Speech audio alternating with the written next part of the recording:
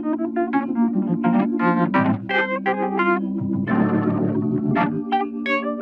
everyone, welcome to Bees in a Pod. This is a podcast where we speak with community leaders, activists and participants, and really anyone who wants to do work for the better of their community to bring us all together. I'm your host Mo. I'm co-host Mash. Today we're joined by two very special guests, up-and-coming MMA star Shah Kamali and community activist and the guy who's bringing MMA to the community, Tanvir. Shah, how you guys doing? Well, yeah, it's a pleasure to be here, man. We're doing well, man. Thank you. Yeah. Thank you So let's start off with a little bit of background from each of you guys. So Shah, do you want to start us off? Yeah, I'll go first. So my name's Shah Kamali. People know me as a MMA fighter, professional mixed martial artist. I grew up Stepney Green, East London. Born in Royal London Hospital, like the vast majority of people in Hamlets, and went to school here. Halley Primary School, Stepney Green Secondary School.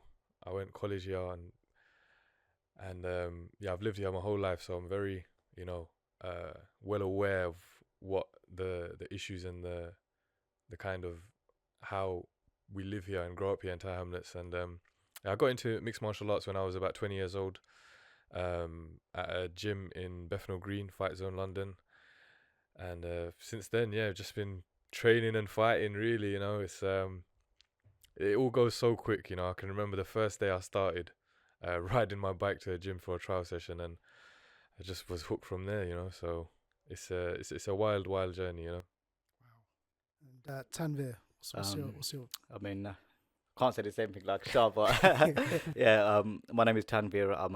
I'm fortunately 33 years old, and same again. Just like Shah, I grew up here in Tower Hamlets. To be honest, in the EP.018 area, which is currently where we are. So in terms of myself, I've always been into like martial arts. Well, I started off with boxing, and the crazy way I found out about MMA was I just googled a guy called Roy Jones, but instead of putting Roy Jones, I put in just Jones, and next thing you know, you had all these other MMA fighters, and I was like, wow, what is this? It's amazing. And the reason why I feel like it's very important is because here in East London, Tower Hamlets, we really need this, you see, in terms of for the community, for the people. It's up and coming, and we've got young fighters like Shah who clearly shows that it's needed, and it's something that a lot of people out there have the skills and talent for, just don't know how to go about it. And we're going to try our best to try and make that transparent for everyone. Amazing. So tell us a bit more about, before we I've got some questions, but before that, tell us about Tiger Style MMA. And just for context, for everyone listening, we do this podcast at the Teviot Center, which is a community centre in Poplar, which is kind of in the heart of Tower Hamlets in East London. And we have all kinds of community projects here, including Tiger Style MMA. Can you guys tell us a bit about that? Yeah, so before the end of let me just give a little background story on how it started. So I don't know where I should start. Should I start from when I met Tanvir? Yeah. I feel like, okay, so I met Tanvir probably, when did I meet you? Around this time last year, I believe, isn't it? Around this time last year. I think it was maybe before I think it was summer 2023. Before your pro debut. Yes, before my pro debut, I met Tanvir. Tanvir, obviously, he has his own YouTube channel, and he invited me on there to talk about, for an interview, just to talk about my journey and things like that. So I went on there, I met him, and we got acquainted there, and he was just open. He just wanted to help me, and obviously I have a lot of big ambition and dreams and things like that, and it's always good when someone comes through and then they want to support you in that. So before the end of the year, I always write down my goals for the next year, and one of my goals for the next year was to start something like a club, a martial arts club, and more targeted towards people from my own background, and just the youth in general. So I told him about it, and he just got to emailing every community centre in I was out there. every community centre within East London, and so we messaged about this place, I think, because I think one of his family members had like a gathering here, and so we emailed, I think, side by Said. So we've had a meeting with Said, and then he told us he's really interested in having us run a club out of the centre, because especially in this kind of area, it's needed that, you know, young people need to get out of their houses first and foremost, because I think from lockdown especially, a lot of, it's like almost a lost generation where people just don't have the desire to go outside anymore and connect with people face to face, which, you know, is such a big thing for your mental health and well-being, and overall, like, you know, it's just for the community, you know, the sense of belonging, you know. And it's a shame that, you know, back like 10-15 years ago, you'd know all your neighbors. Now people barely know anyone.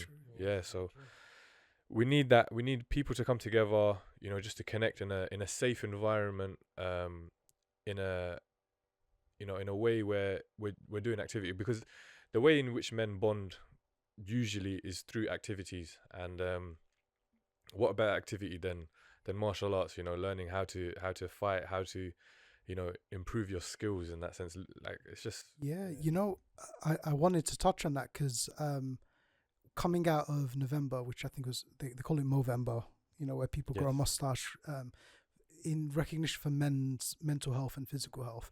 And obviously, MMA is a huge thing for mental and physical health, particularly for the young men around here, disenfranchised young men who may be frustrated with life. And like you said, coming out of lockdown, having no social experience. You know, primarily a lot of our young people, particularly young men, we found out do a lot of their socializing through like FIFA and Call of Duty. yeah. It's online, not a lot of face to face. You know, the crazy thing is, the way I even heard about Shah was online. I was playing, so I'll tell you, it's so funny. So I was playing on PlayStation, and, you know, just a friend's friend basically. So we just sort of playing Call of Duty, UFC, and then he was telling me, "Yo, T, have you heard of this guy called Shah Kamali? Is that a big Bengali guy, bro?" I was like, "I don't know." He's like, "Yeah, no, he's up and coming. Like, he's had 1 or 2 amateur fights, and he's actually really good."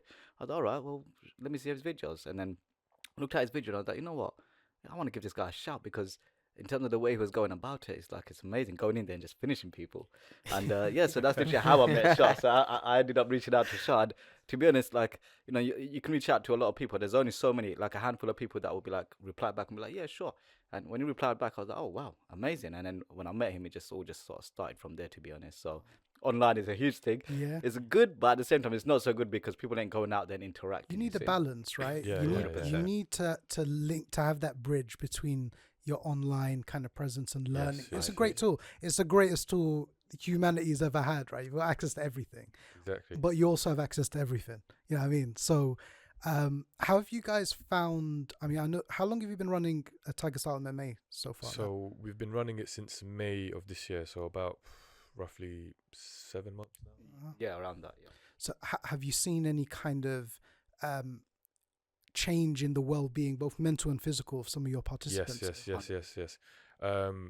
There's quite a few members who are still with us from starting. Obviously, I think people get like to come out of their house in the summer. So in the summer it was very busy, but towards the winter, you know, numbers start to drop. That's when you get challenged. Yeah. When people just want to stay in the warmth and the comfort. But definitely, there's been a few members who have been hardcore with us all the way, and I've seen a lot of them become more healthy. So I'd like to give one shout out, Yahya Castillo. He's one of the first members, and I was just watching the video yesterday. So I've got some footage promo footage that we were filming back in, I think, summer, and he's lost a lot of weight since then. His skill level's very high for, you know, he's been just coming to every single session. He's lost about, I think about 10 kg or something. 10, 15 kg. It's amazing, which is a lot of weight, and and he's a lot healthier now. And I gave him a shout out personally just because it's the example that I have in my head, because I've seen the footage from summer.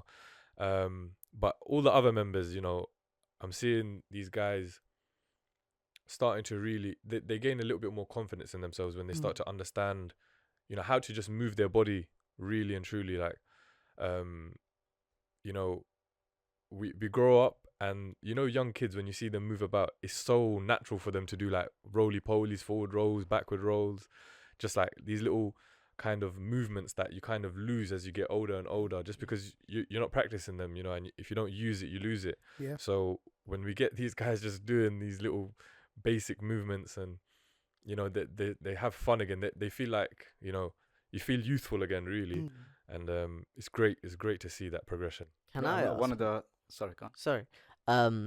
No, actually, but it leads on to a kind of a question. So if you had something to say related. Yeah, I mean, so one of the things that I did want to say is yeah. we're open to all kinds. Doesn't matter what ethnicity, gender, whichever it is, and even with people that have certain disabilities. And as I was saying, it's amazing when you see like, so I'm not saying anything, but some people have certain difficulties. Even myself, you know, I have certain difficulties as well. But to be able to see someone that has a certain kind of difficulty, whichever it is, not going to point it out, and then overcoming that and being able to actually utilize it, you know. So yeah, so being able to see that, like Shah was saying, like it's seeing someone like a kid grow basically. So it's amazing. So to see someone that's having difficulties, not much confidence in themselves, but then continually coming, and next thing you know, just progressing, and they might not be able to see it, but we can see the difference. And every time it's very important that we point it out as well. And to be honest, we've been seeing a huge difference. And the way Shah also does, because everyone has their own way of training. So one thing I realized about Shah's is that he will teach you a few basic things, and then as we move on to more, we'll always come back to it again. So it's just, you don't forget it. And the other day, it was last week when so when we sort of had them sparring and just rolling in terms of doing some submissions, wrestlings, and some of the guys, again, because the way Shah works, and you know, myself assisting him, is to try and keep them on these basics, because basics is what's going to get you far. And next thing you know, these guys, it just comes naturally now. And it's amazing to see that. So everyone has their own way, and 100% the way Shah's been doing it, it's just, you can see the difference, and it's amazing. What was your question? Yeah, it was more about how do you muster up the bravery and the courage to first of all get into the sport, because it's completely different to boxing, traditional boxing. Even wrestling has kind of stunts and kind of on the faker side of things, but with MMA it's like, it's raw, it's brutal, kind of anything goes. How do you so from young age, especially? I think that's a great question, actually, because a lot of people have the preconception that MMA is very brutal, but because they see all the blood, the cage, like the perception that people have of it is very. It's like the blood sport image of the very gladiatorial. Yes, the early 2000s, the late 90s. You know, the early UFCs where it was just no rules. But it's not like that, really and truly. If you see the way we teach, and if you see what we actually do, it doesn't look like we're doing fighting at all, really. Like in terms of like, it's so controlled, and it's taught in a way where, you know, we really just focus on technique, and we have like a zero tolerance policy for anyone who's trying to, you know, be a gym hero, or, you know, trying to use too much strength, and we don't appreciate that stuff at all. I always emphasize on taking it slow, and trying to really feel the positions and feel what I'm teaching you. Try and focus on basic things, footwork, just basic mechanics. And people think that we get in the gym and we're just beating each other up and things like that. It's not like that at all. You know, we're working as a team. That's another thing that's really important. Like when these guys come here, I make sure that they know, look, we're not fighting against each other. We're training to help each other get better so we can all grow. You know, if the level of this guy gets higher and he works with this guy, then this guy gets better, then the level of the room increases. And when that happens, then, you know, it's a great thing, because when new people come in, everyone's just helping everyone, you know, everyone's just helping everyone. And it's not brutal as people think, as it's very controlled. Like a lot of the mixed martial artists you'll meet, they're normal guys. In fact, they would not seem like they're violent at all. You know, you'd meet them and you'd think, how can this guy do this for a living when, you know... That's kind of, like moving, because that's what I was going to move into. Like, these people who get into MMA, like, is it because, like, they have a natural, like, ability of wanting to fight, get into fights, get into scraps, even for yourself, like, when you grew up in school or colleges, did you see yourself getting into trouble or wanting to scrap? Like what? Be honest, What? Sean. Like No, I what wasn't. makes I people wasn't. want to get into this kind of sport? I wasn't someone in who that really sense. was in school was someone who was getting into fights a lot. Obviously, you have the odd one or two scraps. It's normal. It's I was going to an all boys school. It's bound to happen. You know, Yeah. it's one of those things. But I think that when I think people are looking for like some sort of challenge, and I think fighting presents a challenge where it's so raw and it's so real, and you cannot ignore the consequences when you're fighting. I think it's definitely for people who are more risk, like wanting to take risks. I think, but I like to see it as problem solving. When you're fighting someone, you're coming up against a certain skill set, and you really have to solve that problem, and you have to use your mind and your body, and it's all in. And there's very few sports or like things that you can do in life where it's completely all in. Like you cannot switch off for a second. Maybe like some of the other extreme sports, F1 and things like that, but even then, you're competing against other cars and whatnot. When you're fighting, it's just you and the other guy, and it's skill for skill. It's really. I've heard, it's funny you mentioned that because all the podcasts I could have been listening to, I was listening to an episode of Mark Zuckerberg because he's really into his MMA, and he was on the Joe Rogan Experience, and he was talking about that, and I found that in anticipation of this podcast and us doing the session later, I was really interested in that because of the thing that you said where you have to, it's problem solving and you use 100% of your brain in that situation, right? You haven't got time to we were training for the London 10K, we were running, and when you're running you can think, and I end up like a lot of the times when I was running I end up thinking about work, and I'm problem solving but about work, not about my immediate situation, so I'm not really switching off. I'm running before work and then going straight into work. So I'm really kind of excited and curious to try it myself, particularly for that element, because not often do we have the chance to really kind of exit from your day-to-day life and problems and really focus in on something.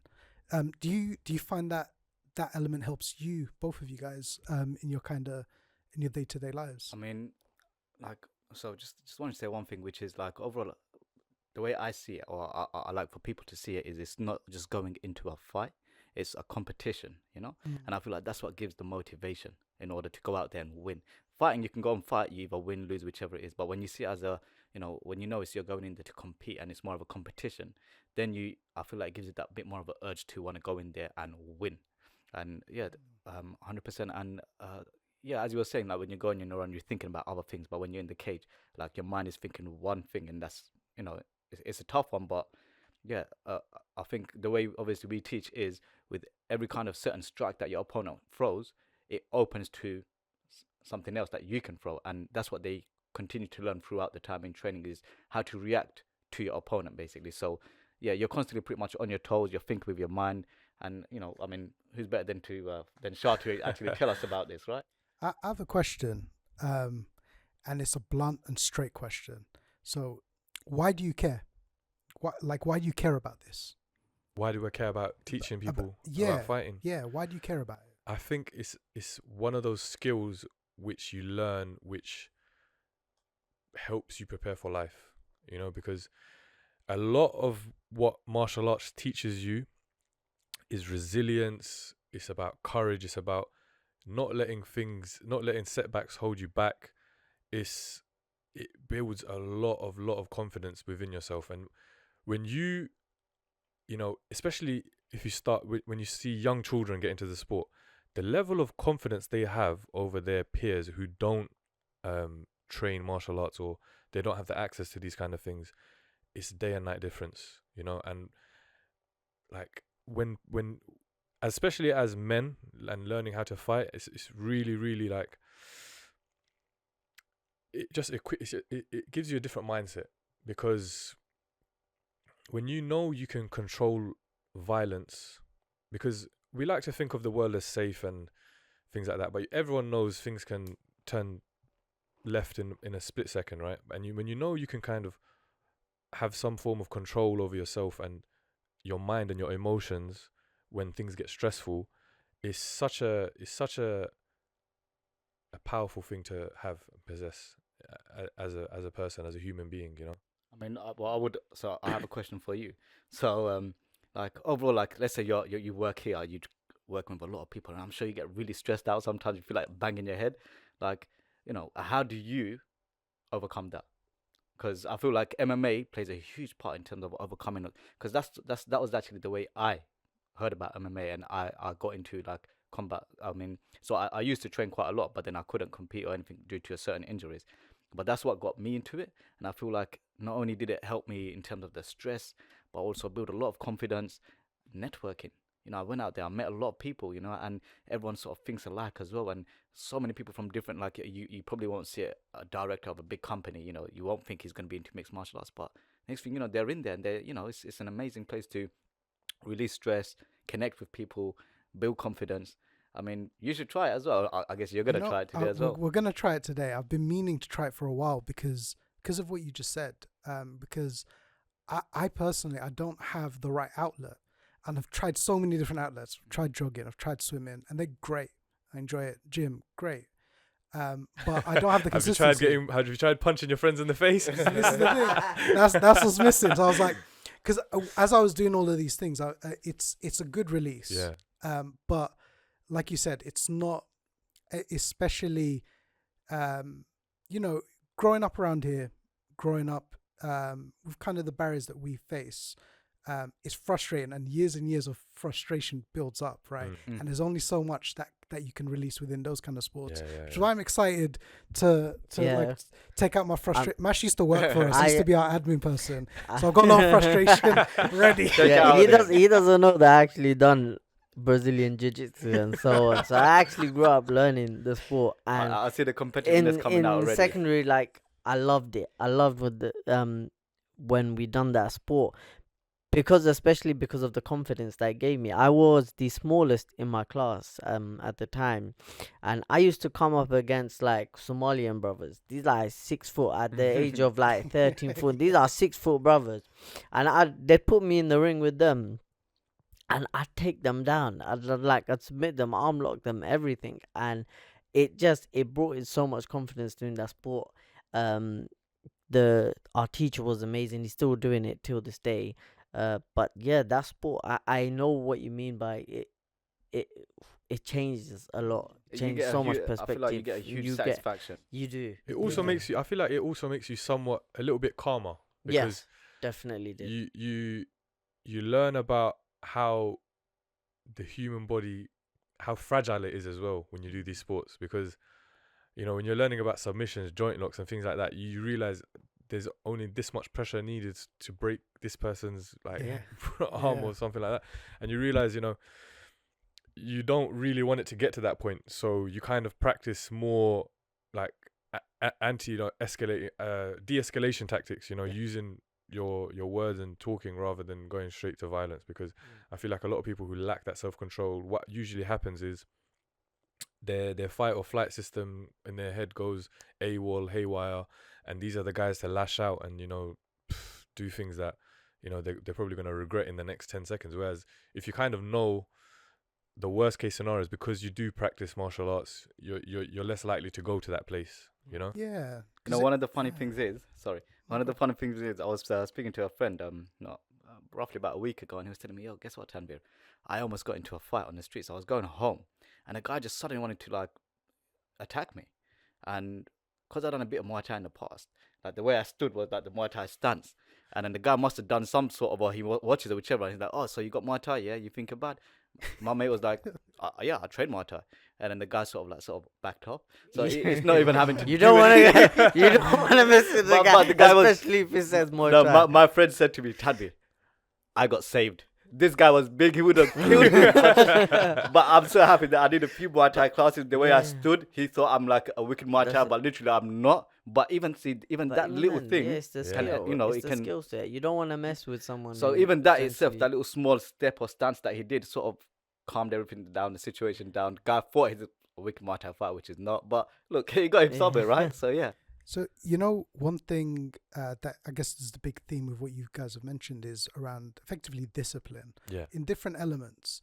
And I wanted to kind of explore one particular area of that, which is how does your kind of religious beliefs play an element of this? Because I know, especially here in Townless, there's a few gyms, like there's a Muscle Basin where I've always, I love their promo because it's this real sense of brotherhood there, in the sense of particularly for it's not religious and an Islamically focused gym, but the Muslims that do go there, there's a prayer space which is nice, and you're praying together and then going to kind of work out together. And obviously in Islam, discipline is a really important characteristic. It's something that's encouraged, to be kind of a disciplined person.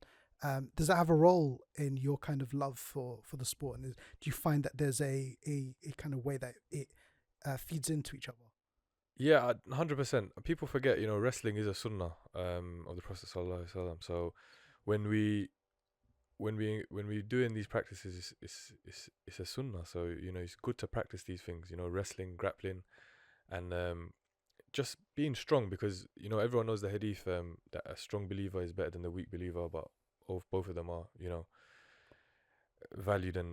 But people know these things, and it's just, it all ties in. It all does have a impact on how we do. Obviously we do pray together. The time of Maghrib is a bit earlier now, but we do also pray together with our students, and we like to tie it in. We just want to, being disciplined and having that, striving for excellence is encouraged within our religion. So we should all try and do our part.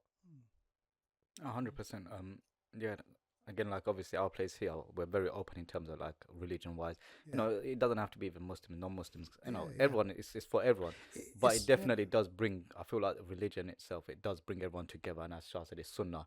And we want to follow the sunnah of our prophets, and what better place than here. Mash, can you quickly explain? I haven't got a good definition off the top of my head. How would you define sunnah to people that don't know? In one sentence, really, is the acts that our prophet used to do in his lifetime. So a lot of the actions that he did throughout his life were recorded by his companions around him, and they were narrated, so that people now in our generation who obviously don't see how he lived know that he done these kind of actions throughout his life. So sunnahs are more the kind of actions. Just for people listening, it's more the kind of actions that he done in his it's like lifetime. For us, it's important to try and follow the sunnah of our prophets. So awesome. So earlier we were talking about how Hamlets has one of the highest rate of young people in the UK, in the whole of the UK. And obviously we're a youth charity, so the kind of well-being for our young people is super important. How would you kind of try and communicate to get more young people to kind of, I don't know what the typical age range for your session is, but what's kind of the youngest that you guys... The youngest, I think, 17, but he was 16. When he came. When he came, he was 16. So 16 plus. We are going to launch kids sessions, so people under 16 can come. So we're going to have probably 5 to 15, split into different classes, of course. But yeah, we're trying to encourage like younger people to get involved. We do obviously have quite a few. Our age range is from the youngest to the oldest is quite large, but it's kind of funny to see them training together, because I don't like when you say that, because I'm one of the eldest. No. It's good to see that these young kids are in a room full of people much older than them, because when you're young and you're surrounded by young people, you kind of a little bit more reckless, because young people, they don't understand kind of the value of things. You haven't really built a life yet, right? You're still living under your parents. They kind of have the final say. You're not really an adult yet. So when they see older people and they see how we behave, the kind of values that we have, they can learn from it, and it's a good community thing. I- It's bridging the gap as well. Yeah, It's exactly, putting yeah. the youth I, with. I, I would the say rather than using the word age and old, I would say more mature. Yeah. I would stick like that. So Yeah. we are mature, some of us, and others are still yet to get to that stage. It's really great to see. Yeah, some Oh, of the younger members and the older members just training together. It's really good. Did you guys have any kind of involvement in youth activities when you were younger? 100%, yeah. Did a lot. What about yourself? At the mosque, at East London Mosque, yes. There was JMC and things like that, which I got involved in, which was always good because those were focused really around like youth. So there wasn't a mix of ages. It was just all kids running around and being nuisances. But yeah, that was for the most part what involvement. I What had. kind of stuff was involved in that, and how did that kind of help you? They used to have kind of like day trips. They used to have day trips. We would go to ice skating, things like that. Like just a bunch of activities, and sometimes you'd have like sleepovers at the mosque, which was always nice. And Everyone just resting and just yeah, going crazy. yeah. It was good fun. It was just like, I think it's important for kids to have that kind of, that sense of adventure. They and- used to have a lot of it. I don't know what's happened now. Like I Down remember when I there. was young, Yeah. we used to have like a youth bus that used to come to the area. So Brownford I Estate. feel like, I don't know, maybe they feel like these services It's- aren't required, or it's- that it's outlet's 100% not needed. important anymore for It the is- youth. But it is I needed. don't think It's 100% definitely needed. You know what it is? It's there was a huge drop. Kind of probably, what was it? I would say probably around like 2008-ish. basically after the recession. Effectively, after that there was a huge drop, Mm. and cuts, and things shut down. Yeah. There's been a small resurgence, particularly in Tower Hamlets. I think that the mayor has put quite a bit of money behind some youth services and relaunching them and revamping them. However, nationally, that's not the case, and there's been, especially as a youth organisation, there's been less money available for youth organisations. Every year, there's less and less, and there's kind of more of a reliance for us to kind of figure out our own way, effectively making money to support young people. And it's a shame because you there's often a correlation between less youth services and then the rise in crime and rise in, and youth unemployment is the biggest risk to any country. That's how a country destabilizes, is when you have a bunch of young people. Tiananmen Square in China, which is one of the biggest things that threatened China's existence, happened because there was a bunch of unemployed Chinese students who were sick of being unemployed. So if you don't want your country to fall apart, you need to make sure young people are employed and happy and are well developed and 100%, yeah. adjusted. But we're kind of getting there. But we want to try. We want to try and make that like bit of a change. Like we want to try Yeah, we very need that very change. best. So like when me and Shah we sit down, it's like, we got Christmas holiday, we got spring break, whichever it is, all these breaks where kids are not in school and they're at home. What are they doing at home? Online, playing games. But we want them to be able to come out. So we're coming up with like Exactly. ideas of where they can come and do like a boot camp or Yeah. residential or something that Yeah, we yeah, can do yeah. for Great the idea. people. It's super important because you need development beyond. If you're going to do anything for young people, it needs to have a purpose and a effect on them developmentally. I think it's still, that's not to knock things like just having social things for young people, because that is important, and especially I think the trap where most people fall into when they think about youth work and supporting young people is just I really hate the term, but I appreciate it from some angle. It's getting them off the street, right? Yeah. I hate it for the reason that that's not where it ends. It shouldn't end just 100%. there. There should be something beyond just Like a purpose, basically. yeah. It's one thing because young people do need somewhere to kind of chill outside of the streets, yes.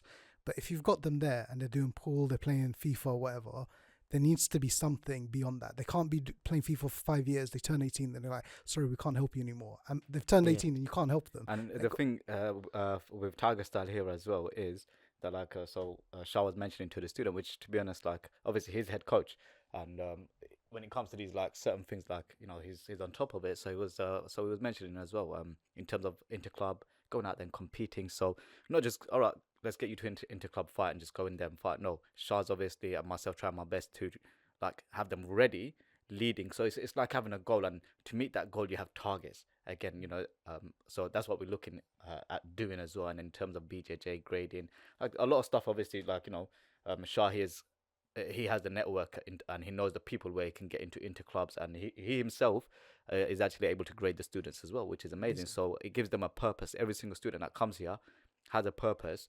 I mean, if it's just fitness, fair enough. But if you actually want a purpose and want to compete or be able to work your way up to something, it's always there's here. some longevity. Yeah, in there's that. a sense of you know, progression. there's a long really, term truly, yeah. goal there. It's not like, oh, you've done it for a week and then it's back Yeah, to square exactly. one. So I'm conscious of time because I know you've got your session soon. So before we go, I did want to, for you, Shah, I wanted to dig into what's coming up next for you, because obviously you made your pro debut last year, and you're entering into this world of professional kind of MMA. Talk us through how that's been for you and what's coming up next. Yeah, so I had my debut last year in end of October, and I've been active since. Obviously, I've had another 2 fights since then. One early in the year, in February, I think, and another one in August. And now I have another fight coming up, December the 8th, so this Sunday. And yeah, inshallah, just another win on the record. Give us the plug for that. I mean, how do we watch you live? You can watch me live on YouTube, so on LFL MMA's YouTube channel. You can watch me live. You just have to get a VPN and put it to a different country because it doesn't work in the UK. So you can watch me live on there if anyone wants to come out. The fight is in Amsterdam, so of course I don't think it will be out in time. So people that can go. This should be out on Friday, so you know you've got time. If they can drive down and drive Eurostar flight, there's all kinds of options now. Yeah, so it's in so if you want to make waves, it's in Amsterdam. And yeah, so yeah, inshallah. How are you feeling about that fight? I'm feeling good. I'm always in the gym. I'm always training year round. I don't take breaks. I'm always prepared. So we've studied the guy. We've prepared for him, and yeah, it's gonna be a good fight, inshallah. Yeah. The crazy thing is, like, he's so calm, but he don't realize, like, us as his supporters, and Yeah, like, the management is there breaking sweat. Literally, like, He's there already like, I'm gonna knock this guy out. No, Management. I like to make it normal, It's like I like to not think of it as too much, because then you just psych yourself up too much, and get in your own head. Like, when I went to watch his last fight, I was there. Oh man, like, he's so chilled. And here I feel like I'm the one that's in the fight. Yeah, and I'm screaming the odds outside there. People just looking at me like, what the hell is this guy? But as soon as it's not obvious, because he gets the job done quickly. But once it's done, then it's like, all right, now I'm chilled. Then I'll come. But yeah, for the fans and the people that support, it's the same as football. You always see the managers going crazy on the sidelines, but all the players are just like there, casually playing the game. But the manager's going nuts. He wants the job done. What's your long-term aim? The long-term aim is obviously, inshallah, reach the UFC and then work towards, becoming a champion in the UFC, So right, Dana White, Joe Rogan. It's not too far away. I was actually out in in Vegas not too long ago in October with my teammate fought on Dana White's Contender Series. So he's in the UFC now as well, Mario Pinto, and it's not too far. Do you have to go through the different weight calibers, or can you just decide which one what category you want to kind of get into, or how does it work? So the weight classes, the way it works is, I think there's about 8 weight classes, all the way from flyweight to heavyweight. Yeah. And you just fight at your weight class. Oh, you just fight. Yeah, you don't. And you can see the difference, because you don't. Yeah, flyweight here and you got heavyweight there. you can't work your way up from each one to the other. If you're between the two, you can kind of decide which one you want to go for. But if you're heavyweight, you're going to stay heavyweight, really and truly, unless you want to cut to light heavyweight, which is the limit is 93. But a lot of people don't want to. If you're above a certain weight, it's very hard to do so. Okay. All right, let's round it off. Please plug whatever you need to plug. Tiger Style MMA. When do you guys run? Who can join? How can they join? Yeah, so Tiger Style MMA, we're here located in the Teviot Center, of course, where we're filming this right now. And we run classes on Mondays and Wednesdays from 7 to 9 p.m. We have classes ranging from MMA striking, MMA grappling, submission grappling, and kickboxing. So all of our details are on our Instagram, which is Tiger Style MMA. And we also are on TikTok as well. And if you follow our socials, you'll see all the details, the timetable, what you need to bring, and all of that good stuff. And and if you guys have any questions, I mean, just feel free to just send us a DM. We'll reply back. And to be honest, like it's not hard. Everything is just there, literally. And we'll get back to, if anything, just give us a call either way, and then we'll take it from there. Come down. Come to the centre. Yes. Just come down to the centre and just watch. Teviot Center, Wyvis Street, E14, 6QD. Come down. Just come down. Ask Martin, the caretaker. Be like, Uncle, I'm here for MMA. I'm here to fight. So point me in the right direction. But thank you guys so much for joining us. It was a great conversation. We've got to have you back after the fight. Thank you very much. Get some post-fight talks. Yeah. Dig into more of both your origin stories. You might, if hopefully I get to go there, you might see me in the background going nuts. But, you know. We'll keep an eye out. And let us know if you need a bigger chair. No, this is perfect. Super Next heavy time we're weight. gonna switch, bro. Why does he get the higher seat? Big boy, you know, you get it. This guy's always Management, getting onto innit? Management. I like it, bro. I like it. Thank you guys so much. Thank you. Thank you very much. Thank you everyone for listening. You've been listening to Bees in a Pod. Please be sure to follow us on socials. Follow these guys on socials as well. Everything's in the description. So keep in touch. But thank you. I've been your host Mo. Been your co-host, Mash. And you've been listening to Bees in a Pod.